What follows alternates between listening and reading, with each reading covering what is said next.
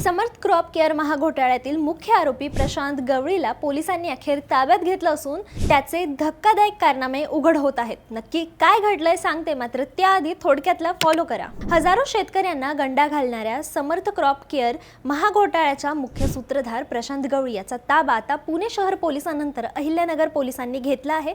गुंतवणुकीवर भरघोस परतावा देण्याचं आमिष दाखवून या कंपनीने राज्यातील अनेक जिल्ह्यांमधील गुंतवणूकदारांना कोट्यवधी रुपयांचा चुना लावला आहे।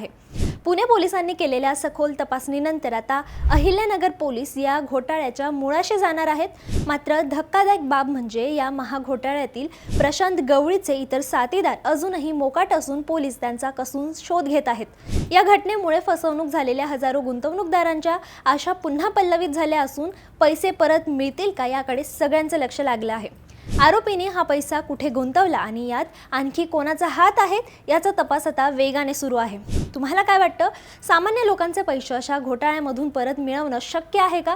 तुमचं मत आम्हाला कमेंटमध्ये नक्की सांगा आणि अशाच महत्त्वाच्या बातम्यांसाठी थोडक्यातला फॉलो करा। बातमी म्हणजे थोडक्यात।